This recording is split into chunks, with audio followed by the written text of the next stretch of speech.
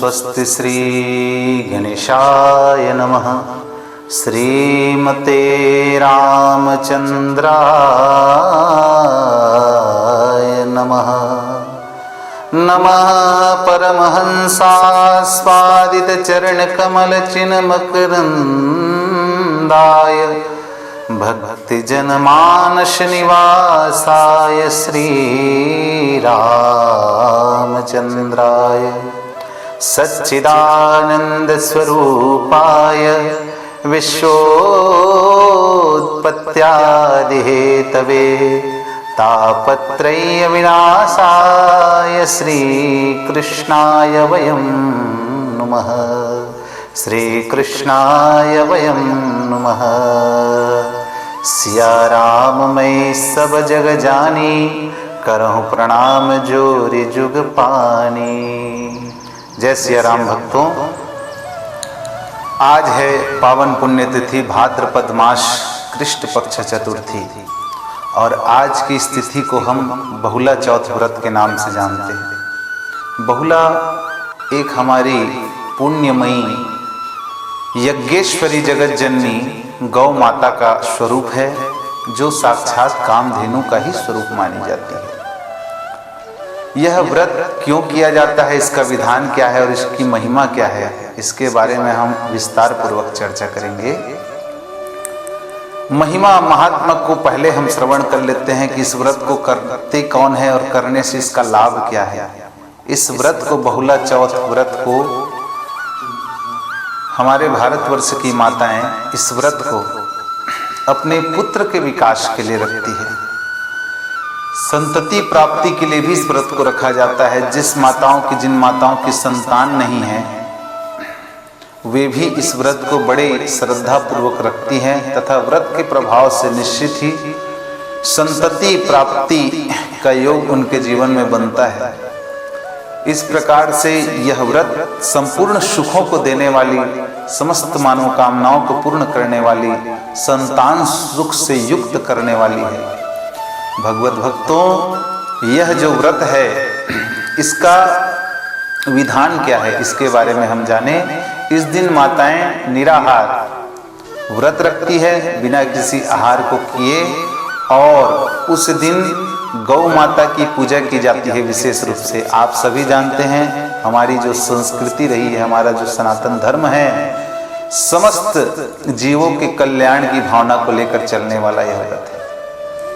वसुधैव कुटुंबकम की भावना को लेकर चलने वाला हमारा यह सनातन धर्म संपूर्ण विश्व को ही अपना परिवार मानता है तथा इस चराचर जगत में जितने भी जीव हैं सब में हम राममय देखते हैं, सब में राम का दर्शन करते हैं, भगवान का दर्शन करते हैं। और हमारी यज्ञेश्वरी जगत जननी गौ माता का तो विशेष स्थान है। गौ माता का ही एक स्वरूप है बहुला। उसी बहुला माता के निमित्त में यह व्रत रखा जाता है, इसलिए इस व्रत का नाम बहुला चौथ है। चौथ की तिथि और माता बहुला के लिए यह व्रत, इसलिए इस व्रत का नाम बहुला चौथ। बहुला चौथ के व्रत का विधान महात्मा तो मैंने आपको कहा ही कि इस व्रत को करने से क्या क्या लाभ मिलता है, कैसे किया जाता है, इसके बारे में भी बताया। निराहार रह करके उस दिन व्रत रखती हैं माताएं।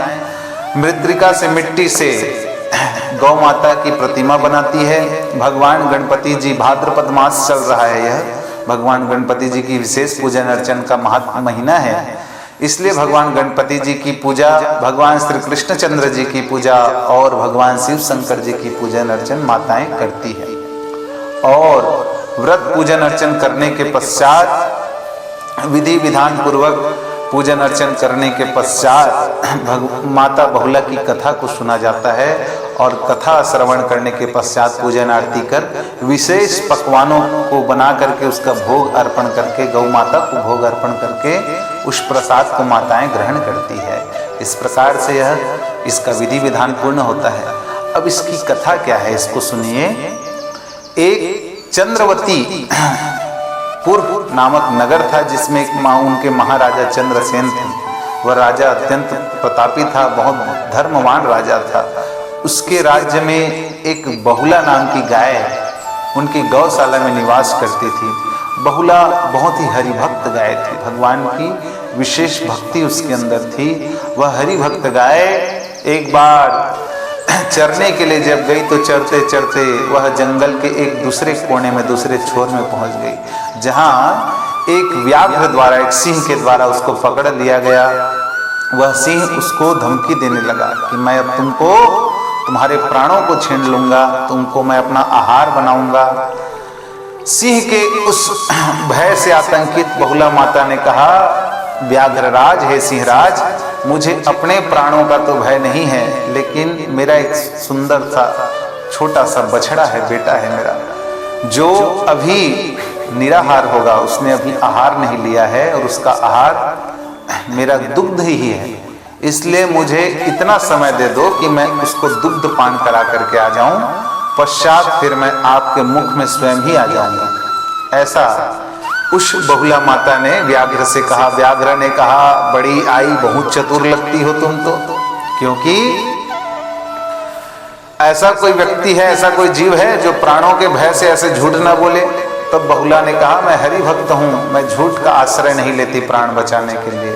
उसने फिर नाना प्रकार के भगवान की सौगंध दिलाई है, कौन कौन से महान महान पाप हैं, उन सभी पापों को याद दिलाया व्याघ्र को और कहा कि ये समस्त पापों को मैं अपने सिर पर बोहने को तैयार हूं, यदि मैं आपके सामने नहीं आती हूं, ये सभी पाप मेरे सिर पर चढ़ जाए। तब इन सभी बहुला माता के सौगंध को सुन करके सिंहराज को संतोष प्राप्त हुआ और उसने उसको जाने का आदेश दिया।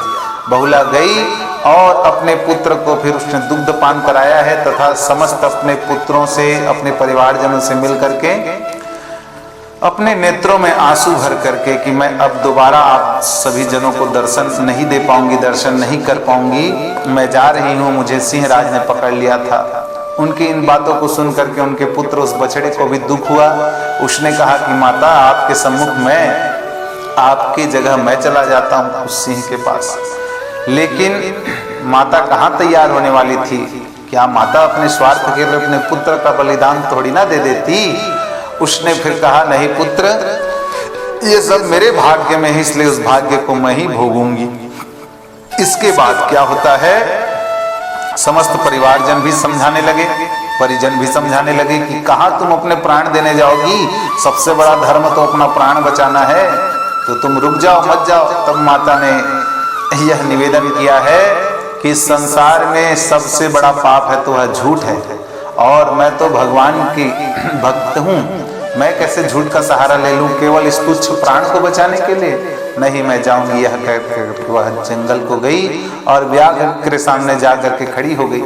उस व्याघ्र, उस सिंह, उस गौ माता को देखते ही उसका स्वरूप बदल गया। व्याघ्र कहने लगा, हे बहुला माता, आपको देख करके मैं धन्य हो गया, आपके इस निष्ठा को देख करके, आपके वचन पालन को देख करके मैं धन्य हो गया। आप इतनी सत्यव्रती हैं कि आपके प्रभाव से मेरा जो यह सिंह का शरीर था वह अब छूटने जा रहा है। मैं कोई सिंह नहीं था, मैं तो एक गंधर्व था, लेकिन ऋषि श्राप के कारण से, मेरे अपराध के कारण से मैं इस सिंह योनि को प्राप्त हुआ। लेकिन उन्होंने वरदान दिया था कि जिस दिन कोई पुण्यवती बहुला आपके सम्मुख आकर खड़ी होगी, आपका यह श्राप से आप मुक्त हो जाओगे। और इसी कारण से मैं इस सिंह योनि को भोग रहा था, लेकिन आप पुण्यमयी हैं, कल्याणमयी हैं, हे जगत जननी, हे यज्ञेश्वरी बहुला, आपके पुण्य प्रताप से मैं अब अपने इस योनि को त्याग करके अपने धाम जा रहा हूँ, आपके चरणों में दंडवत प्रणाम है। इस प्रकार से भगवत भक्तों, यह जो बहुला चौथ व्रत है गौ माता के लिए ही विशेष रूप से किया जाता है, और गौ माता की ही पूजन अर्चन का, उनको भोग, उनके सम्मान के लिए किया जाता है। यद्यपि आप सभी जानते हैं कि हमारी जो भारतीय संस्कृति है, निश्चित रूप से प्रत्येक जीव के प्रति सर्वे भवन्तु सुखिनः सर्वे सन्तु निरामयः की भावना को लेकर के आचरण करने वाला यह हमारा संस्कृति है। तो इसलिए आज के दिन गौ माता का यह व्रत जो कोई रखता है और भगवान की जो निष्ठा पूर्वक पूजन अर्चन करता है, उसको माता गौ के, उस सुरभि माता के पुण्य प्रताप से समस्त सुखों की प्राप्ति होती है। संतान सुख तो उस जीव को मिलता ही है, उनके संतान का विकास भी होता है, आर्थिक विकास, सामाजिक विकास, यश कीर्ति में विकास सब कुछ प्रदान करने वाली यह बहुला चौथ व्रत है। प्रेम से बोलो श्यावर रामचंद्र की जय, कृष्णचंद्र भगवान की जय, गौ माता की जय।